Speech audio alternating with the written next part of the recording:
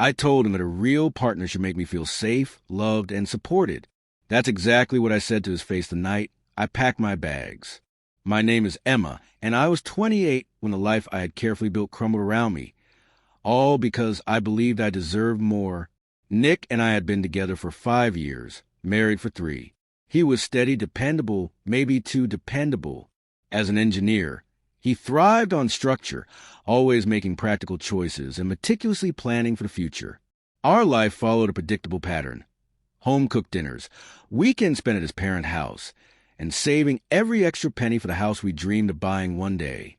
But one day never seemed to come fast enough for me. I craved excitement, passion, and grand gestures. Instead, I got spreadsheets, budgets, and reminders to make wise investments. It felt stifling. While my friends traveled the world, chased their dreams, and lived in the moment, I felt trapped in a routine with a man who seemed to love stability more than he loved me. It wasn't that Nick was a bad husband. He was kind, thoughtful, and deeply devoted to me. But I wanted more adventure, more spontaneity, more thrill. I started spending more time with my friends, drinking in their stories of whirlwind romances and last-minute trips to Paris. Slowly, I began comparing dangerous, toxic comparisons that made me resent the very things I once cherished about Nick. The breaking point came when I suggested we use some of our savings for a long-overdue vacation. Nick hesitated. He talked about interest rates and mortgage plans, about how it wasn't the right time. And in that moment, something inside me snapped. I need more, I told him. I can't keep waiting forever for a life that never seems to start. He looked at me, his voice quiet but firm. I'm giving you everything I can. It's not enough, I whispered. That night, I left, convinced I was chasing a better life. I moved into a small but stylish apartment, decorated it exactly the way I wanted, no compromises, no discussions. My social media became a highlight reel of rooftop dinners, weekend getaways, and carefree smiles. At first, it was exhilarating. The freedom, the independence, the endless possibility of meeting someone who matched my energy.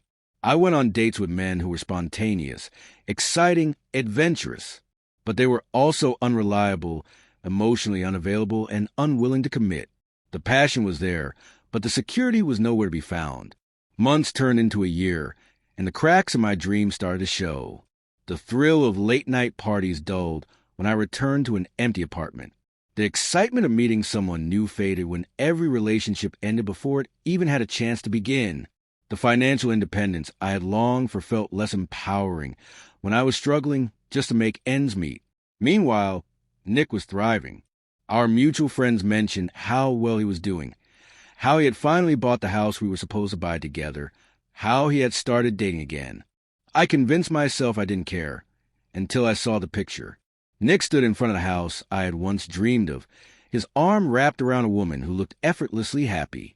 The caption read, "Sometimes life gives you exactly what you need when you stop chasing what you don't." I stared at that photo for what felt like hours, the weight of my choices pressing down on me. I had left because I believed I deserved more. But maybe, just maybe, I had walked away from the best thing I ever had.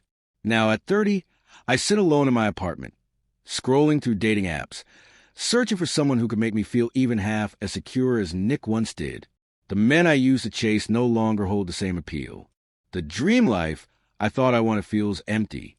2 years have passed since that fateful night, and my perspective has shifted dramatically. The men I meet now are charming but unreliable, attractive but lacking the depth and devotion that Nick had. I've been on more dates than I can count, each one more disappointing than the last. Some men vanish after a few outings, others seem promising but never want to commit. I tell myself I'm fine, but deep down, the loneliness creeps in. One night, after yet another failed date, I found myself sitting in my apartment, staring at my reflection in the mirror. The confident, independent woman I thought had been replaced by someone who looked exhausted, unsure, and full of regret.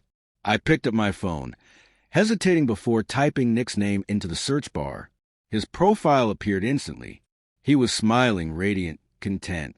And there she was, the same woman from the photo, only now she had a ring on her finger. They were engaged. A pit formed in my stomach as I scrolled through their pictures. Their life looked warm, full of love, full of the happiness I had once thrown away. I tried to shake it off, to remind myself that I had chosen this path.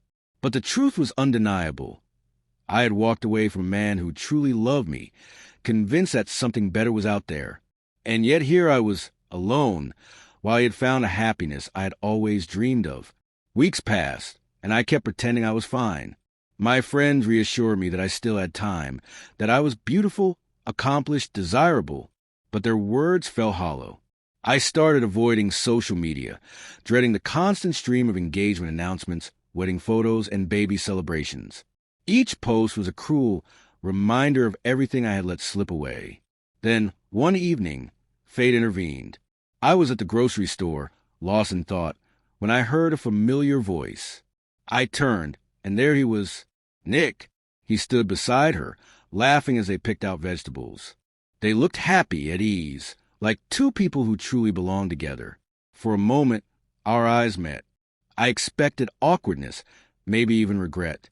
But instead, he just smiled, nodded politely, and turned back to her without hesitation. That was the moment it hit me. He had moved on, completely, without bitterness, without longing, without me. And I was still stuck, trapped by the choices I had made, still searching for something I had already let go of. As I walked back to my car, I felt the sting of tears. But beneath the sorrow, there was something else. Acceptance. I had made my choice. Now I had to live with it.